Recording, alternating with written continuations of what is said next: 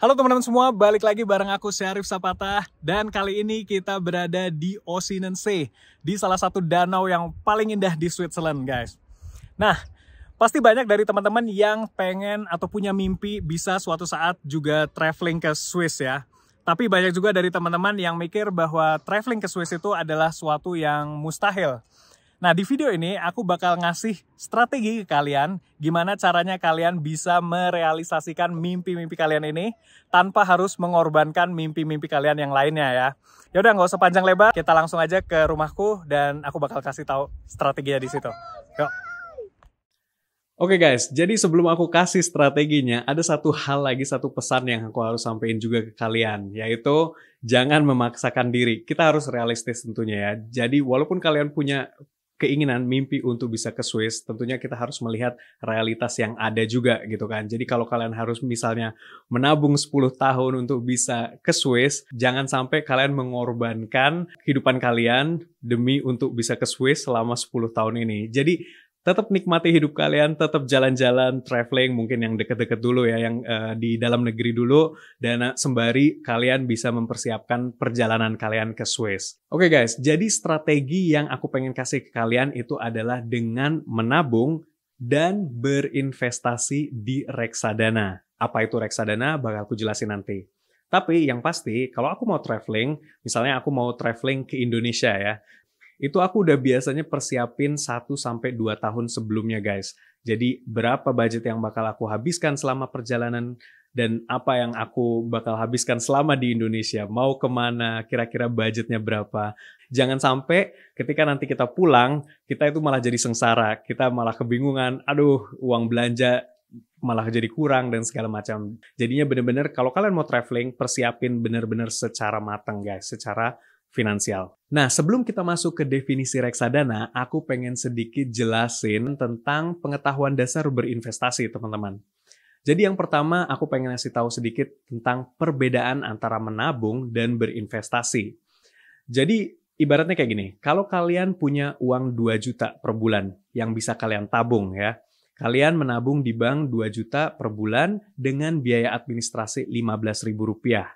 Nah, selama setahun, pada akhirnya harusnya kalian menabung 24 juta kan pada akhir tahun. Tetapi karena biaya administrasi tadi, kalian akhirnya hanya menabung Rp23.820.000.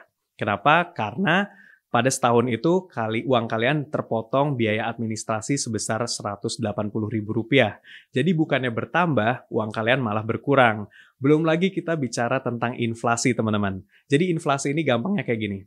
Kalau misalnya 3 tahun yang lalu kita belanja ke pasar, beli cabai, itu harganya Rp50.000, itu dapat 1 kilo cabai. Nah, sekarang tahun ini dengan nominal uang yang sama, kita cuma dapat setengah kilo aja.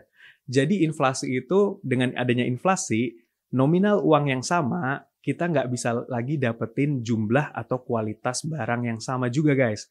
Jadi itulah pentingnya kenapa kita wajib berinvestasi. Kenapa? Untuk mempertahankan nilai mata uang atau nilai uang yang kita miliki guys. Nah, jadi apa sih itu reksadana?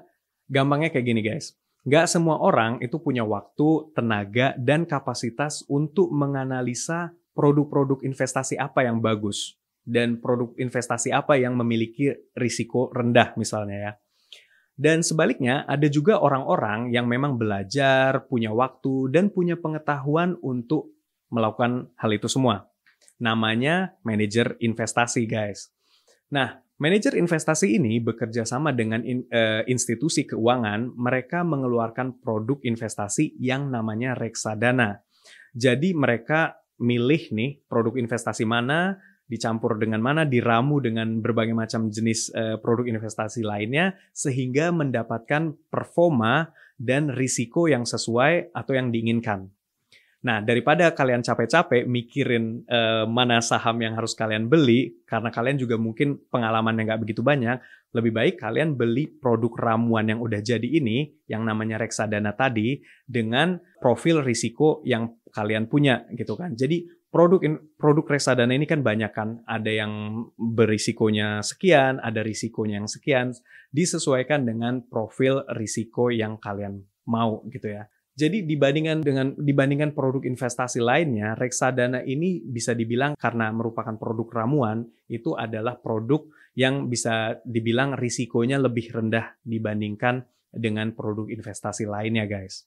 Nah, mungkin sekarang kalian ada yang bertanya, gimana sih caranya berinvestasi di reksadana?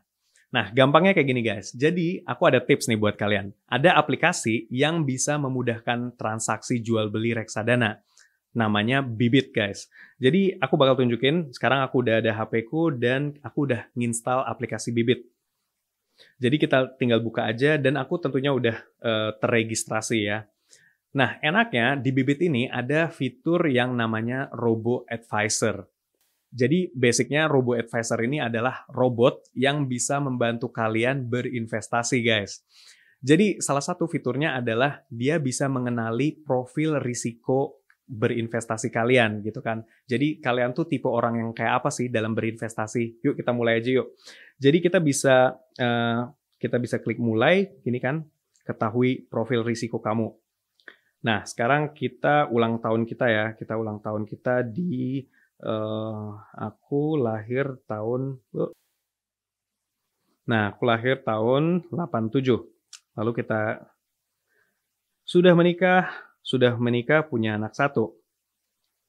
Berapa pendapatan bulanan dalam rumah tangga? Misalnya kita klik 10 juta ya. 10 juta. Berapa nilai total kekayaan kamu? Waduh. Nah, pertanyaan pribadi banget nih. Misalnya kita ketik 100 juta ya. Oke.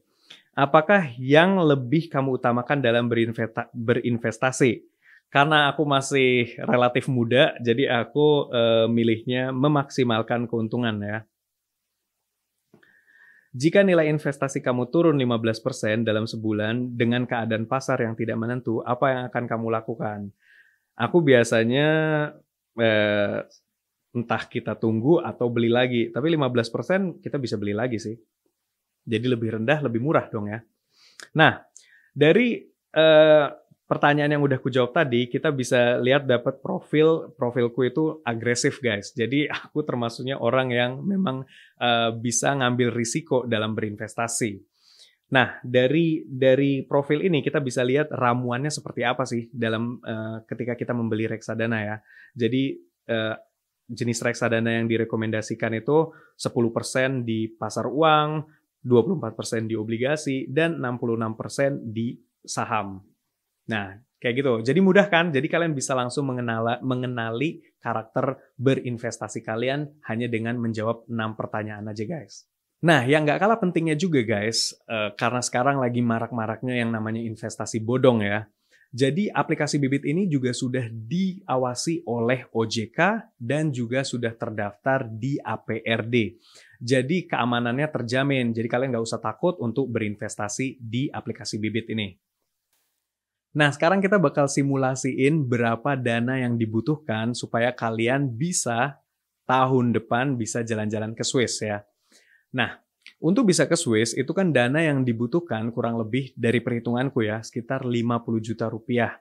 Jadi supaya kalian jalan-jalannya juga nyaman ya, nggak terlalu ngirit banget. 50 juta itu kurang lebih ya, udah pas banget lah.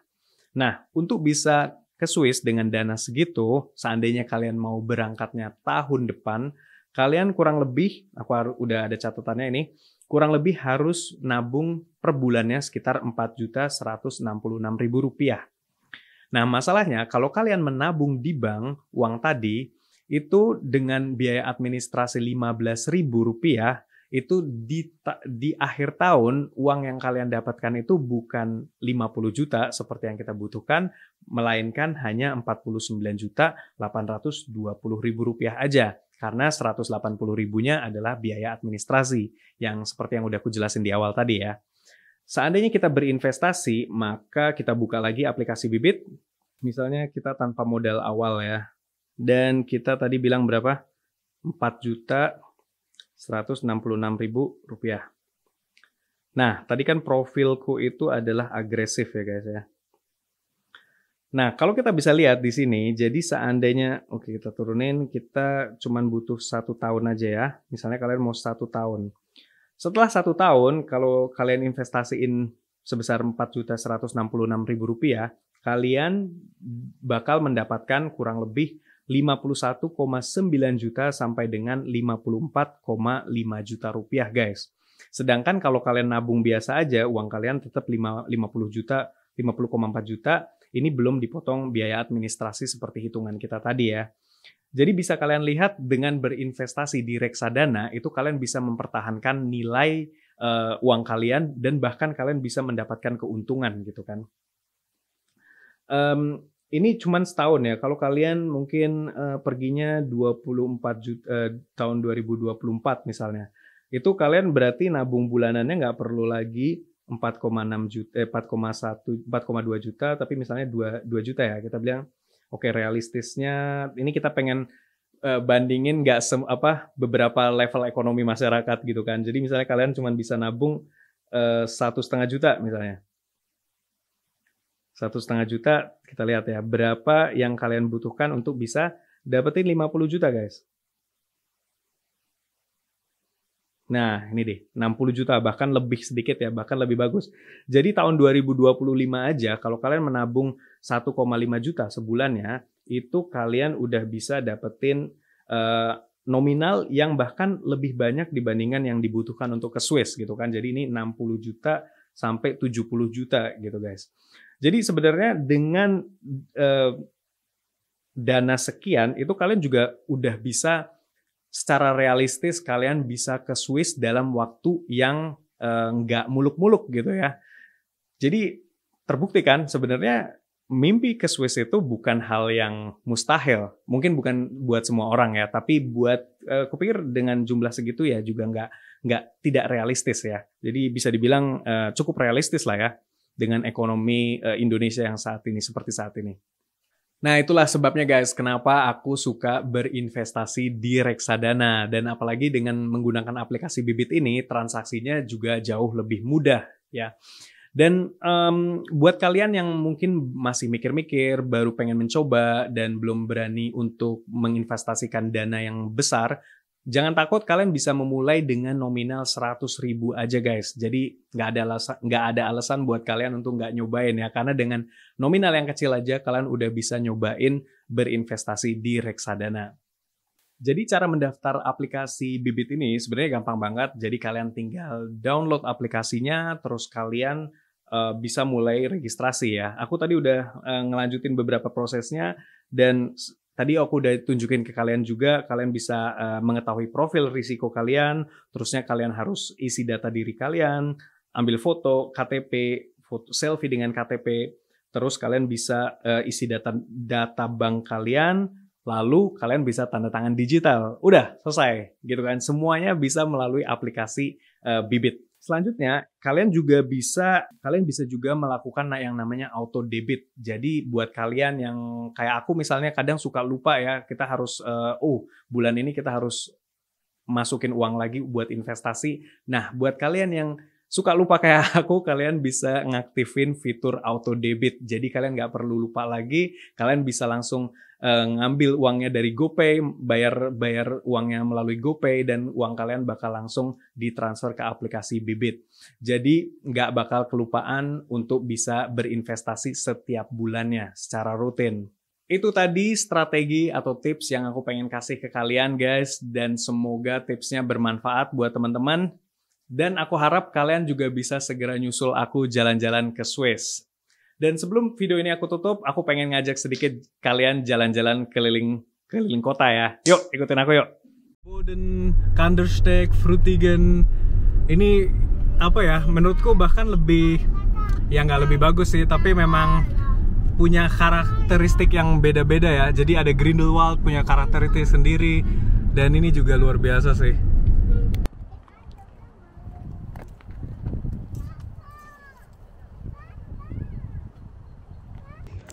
Oke teman-teman, sampai di sini dulu aja jalan-jalan kita di Osinensee. Semoga videonya bermanfaat buat kalian. Kalau kalian ada pertanyaan, jangan sungkan-sungkan tulis di kolom komentar. Dan ya udah, sampai ketemu lagi di video-video berikutnya. Sampai jumpa lagi dan sehat selalu. Bye bye.